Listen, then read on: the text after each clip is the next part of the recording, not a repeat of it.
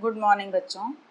आज हम लोग पढ़ेंगे कृतिका का सेकेंड चैप्टर मेरे संग की औरतें। मृदुला गर्ग की कहानी है। यह पाठ संस्मरण विधा में लिखा गया है। इस पाठ के माध्यम से कथा लेखिका मृदुला गर्ग ने अपने संबंधियों के जीवन और उनकी कार्यशैली का वर्णन करते हुए जीवन की तमाम विशेष घटनाओं को जन सामान्य के जीवन में एक अनुभव क्षेत्र की वस्तु बनाकर प्रस्तुत किया है। प्रमुखतः महिला और नारी जीवन के इर्द गिर्द घूमती इस पाठ की केंद्रीय संवेदना आज की नारी की प्रगतिशीलता और आज से पहले के स्त्री समाज की पारंपरिकता का मिश्रित रूप है।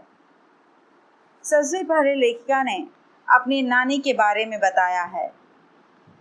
लेखिका के स्मृति पटल पर सबसे पहले अपने नानी का चित्र उभरता है। अपनी नानी को तो उन्होंने देखा नहीं था, किंतु उनके बारे में सुन करके, नानी की कहानी सुन करके वह उनके व्यक्तित्व से परिचित थी। उन्होंने सबसे पहले अपने नानी के बारे में बताते हुए कहा है कि नानी कम पढ़ी लिखी और पर्दा नशी औरत थी। वह अपने पति से भी पर्दा करती थी। उन्होंने अपने पति अर्थात लेखिका ने बताया कि हमारे नाना से भी जो विलायत में पढ़े लिखे थे, उनके सामने भी कभी मुंह खोलकर बात नहीं की थी। लेकिन मरते समय उन्हें अपनी एकलौती बेटी अर्थात लेखिका ने बताया है कि मेरी माँ की शादी की इतनी चिंता हुई कि वे सब लिहाज छोड़ करके हमारे नाना के मित्र प्यारेलाल शर्मा से बात करने की इच्छा जाहिर कर बैठी। विवाह के उपरांत लेखिका के नाना विदेश बैरिस्ट्री की पढ़ाई के लिए चले गए और पढ़ाई समाप्त करने के बाद वह बिल्कुल अंग्रेजी चाल ढाल में ढले हुए थे। लेखिका के नानी का घर बिल्कुल अंग्रेजी संस्कृति का था। सारी सुख संपन्नताएं मौजूद थी, किंतु लेखिका की नानी ने न कभी नाना का विरोध किया और न ही उन पर अपनी बात थोपने की कोशिश की। लेखिका की नानी एक बार जब बीमार पड़ी तो पर्दा नशी औरत अचानक अपने पति के मित्र स्वतंत्रता संग्राम सेनानी प्यारेलाल से मिलने की इच्छा जाहिर कर बैठी। सभी लोग आश्चर्यचकित थे कि जो औरत अपने पति तक से मुंह खोलकर बातें नहीं करती, आज पति के मित्र से मिलने की इस प्रकार इच्छा क्यों जाहिर कर रही है। किंतु उस समय कुछ भी सोचने विचारने का समय नहीं था। लेखिका के नाना दौड़े दौड़े गए और अपने मित्र प्यारेलाल जी को बुला लाए। उनके आने के बाद नानी ने उनसे कहा कि मेरी बेटी के लिए वर आप खोजिएगा, लेकिन वह साहब न हो बल्कि आज़ादी का सिपाही हो। उनकी इच्छानुसार उनकी मृत्यु के बाद लेखिका की मां की शादी एक ऐसे युवक से प्यारेलाल जी ने तय की जिसे ICS की परीक्षा में बैठने से इसलिए रोक दिया गया था क्योंकि वह गांधीवादी था, एक देशभक्त था और उन्हीं के कारण मेरी मां को भी खादी की भारी भरकम साड़ी पहनने का अभ्यास करना पड़ा। इस पाठ में लेखिका ने अपने माँ के व्यक्तित्व का वर्णन करते हुए कहा है कि मेरी माँ बहुत ही शरीर से दुबली पतली थी, किंतु खूबसूरत और ठोस निर्णय लेने वाली महिला थी। चूँकि माँ अंग्रेजों की शक्ल सूरत वाले साहब बाप की बेटी थी और ऐसे साहब ने अपनी बेटी की शादी आज़ादी की लड़ाई लड़ने वाले खाली जेब किंतु शोहरत वाले लड़के से कर दी थी। इसलिए लेखिका ने बताया है कि मेरी माँ की राय घर के हर कार्यों में ली जाती थी। चूँकि माँ शरीर से अत्यंत दुबली पतली, वह घर के किसी भी कार्य के प्रति जिम्मेदार नहीं हुई। उन्होंने कभी भी एक अच्छी बहू, एक अच्छी पत्नी और एक अच्छी माँ बनने की कोशिश नहीं की। जितने भी कार्य लेखिका और उनके बहनों के होते हैं, वह सारी जिम्मेदारियां एक माँ की लेखिका के पिता पूरा करते थे। लेखिका की माँ का कार्य था कमरे में बैठे बैठे किताबें पढ़ना या संगीत सुनना। वह अपने बच्चों की एक मित्र थी, उनकी सखी थी, लेकिन माँ का रूप कभी भी उन्होंने अपने बच्चों के लिए धारण नहीं किया। लेखिका की माँ के इनके बावजूद भी परिवार में उनकी बड़ी इज्जत थी, अगल बगल में भी उनका बड़ा सम्मान था। 2 कारणों से। लेखिका की दादी तो कहती थी कि मेरी बहू ऐसी है कि उसके धोआ पोछा और छींके पर टांग दिया।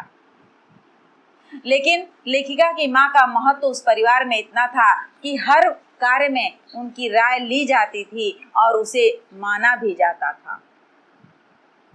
2 कारणों से वह सम्मान पाती थी। पहला कारण कि वह किसी की भी बातों को अपने तक सीमित रखती थी, गुप्त रखती थी। लेखिका की माँ का एक दूसरा कारण था कि वह कभी भी झूठ नहीं बोलती थी। इन दोनों कारणों से वह घर और बाहर दोनों जगह सम्मान पाती थी। लेखिका ने अपनी नानी के बारे में बताया, माँ के बारे में बताया। अब आइए लेखिका की दादी के विषय में। लेखिका की दादी, लेखिका के अनुसार इनकी माँ भी आज़ादी की भरपूर हिमायती थी। लेखिका की माँ में भी आज़ादी का जुनून था, लेकिन लेखिका ने बताया है कि मैंने अपनी माँ को भारतीय माँ की तरफ कभी नहीं पाया। वे घर का कोई कार्य नहीं करती थी, यहाँ तक कि उन्हें अपने ही बच्चों को दुलार देने की फुर्सत नहीं थी। हमेशा किताबें पढ़ती। मेरे समझ से साहिबी वाले खानदान से संबंध रखने के कारण वे ईमानदार और मृदभाषी, मधुर बोलने वाली थी। लेखिका ने बताया कि अब उन्होंने अपने परदादी और माँ की संतान संबंधी बातों के बारे में बताया है। लेखिका ने अपनी माँ के बारे में बताया, नानी के बारे में बताया। अब अपनी परदादी के बारे में बता रही हैं कि उनकी परदादी उनकी नानी से भी 2 कदम आगे थी। लेखिका ने बताया है कि उनके यहाँ जब पहला संतान होने वाला था तो उन्होंने प्रभु के सामने, ईश्वर के सामने अपनी बात रख दी कि मुझे पहले संतान के रूप में कन्या ही चाहिए। सभी लोग दंग थे, क्योंकि समाज की परंपरा के अनुसार सभी लोग पहले संतान के रूप में बेटे की चाह रखते हैं। लेकिन उससे उलट लेखिका की परदादी ने लड़की की मन्नत मांगी, और सभी लोग जानते थे कि ईश्वर और दादी का कोई ना कोई कनेक्शन है। यह जो कहती हैं या जो चाहती हैं वह परमात्मा से पूरा करा करके ही रहती हैं। लेखिका ने बताया कि उनकी परदादी का व्यक्तित्व ऐसा था कि अगर उनके पास 2 से ज़्यादा धोतियां हो जाती थी तो एक धोती वह दान कर दिया करती थी। अपने इसी स्वभाव के चलते वे भगवान के मंदिर में जाकर खुलेआम मन्नत मांगती कि मेरी पतोहू को कन्या ही हो, जबकि ऐसा नहीं था कि लेखिका के खानदान में पहले लड़कियां नहीं थी। भगवान की मर्जी भी ऐसी कुछ हुई और परदादी की मन्नतों का ऐसा प्रभाव हुआ कि एक नहीं, एक के बाद 5 कन्याएं घर में आ गई। इस पाठ में लेखिका ने अपने खानदान की सुनी हुई एक नामी चोर और दादी की कथा को भी उन्होंने रखा है कि एक बार हवेली में विवाह कार्य था। सभी जो पुरुष थे वह बारात गए थे और घर पर औरतें सज धज कर नाच गाने में लगी हुई थी कि तभी एक चोर किसी घर में चोरी की नियत से पहुंच गया, परंतु जिस कमरे में वह पहुंचा वहां दादी थी। आहट पाकर उसी से पानी पिलाने को कहने लगी कि कौन है, पानी पिलाओ। उसकी बात को सुनकर के चोर बिल्कुल भयभीत हो गया। दादी के बारे में तो वह जानता था कि दादी का और भगवान का कोई ना कोई कनेक्शन है। अब वह बिल्कुल भयभीत हो गया कि क्या दादी मेरे आने की बात को जान गई हैं। उसने कहा भी कि मैं चोर हूँ, तब भी वे कहती रही कि हाथ धो लो, पानी लेते आओ, मुझे प्यास लगी है, यहाँ तुम्हारे और भगवान के अलावा कोई भी है नहीं मुझे पानी पिलाने वाला। दादी ने उसी से पानी मंगवाया, आधा अपने पिया और आधा उसे पी लाया और बाद में कहा कि इस तरह हम लोग एक ही लोटे से पानी पीकर माँ और बेटा हुए। अब बेटा चाहे तू चोरी कर और चाहे खेती कर। लड़का ने बताया कि बहुत समय के बाद हमने देखा तो वह अत्यंत बुढ़ापे की अवस्था में पहुंचा हुआ एक सीधा शरीफ और परिश्रमी किसान बन गया था। इस प्रकार दादी ने एक चोर को अपने प्रेम से सही रास्ते पर आने के लिए विवश कर दिया। लड़का ने बताया आगे अपने परिवार के बारे में कि सामाजिक मान्यताओं के विरुद्ध अपने परिवार के रूढ़िभंजक यानी रूढ़ियों को तोड़ने वाले व्यक्तित्व और संस्कार का वर्णन करते हुए लड़का ने बताया कि 15 अगस्त 1947 को जब हमारा देश आज़ाद हुआ, उस समय आज़ादी का जश्न मनाया जा रहा था और मैं 9 वर्ष की थी। लड़का ने बताया कि हमें टाइफाइड हुआ था। इस कारण लेखिका को इंडिया गेट नहीं जाने दिया गया। सभी लोग चले गए। यह रोती रही, लेकिन पिताजी पर कोई असर नहीं पड़ा। उन्होंने लेखिका को एक रूसी उपन्यास ब्रदर्स कारामजो पकड़ा दिया और कहा कि इसे पढ़ो और चुपचाप यहाँ पड़ी रहो। लेखिका थोड़ी देर तक किताब को देखती रही और उसके बाद उस किताब को पढ़ने में लीन हो गई। लेखिका ने अपने अन्य चारों बहनों मृदुला भगत, चित्रा, अचला, रेणु तथा अपने एकमात्र भाई राजीव का भी परिचय इस पाठ में दिया है। उन्होंने बताया कि स्टार्टिंग में तो 2 बहनें नहीं लिखती थी, किंतु बाद में वह भी लेखन के हवाले हो गई। उन्होंने बताया अपने बहनों के बारे में। लेखिका ने अपने चौथे नंबर की बहन रेणु के विषय में बताया कि वह उसे जिद्दी कहें या अक्खड़ या स्वतंत्र विचारों वाली।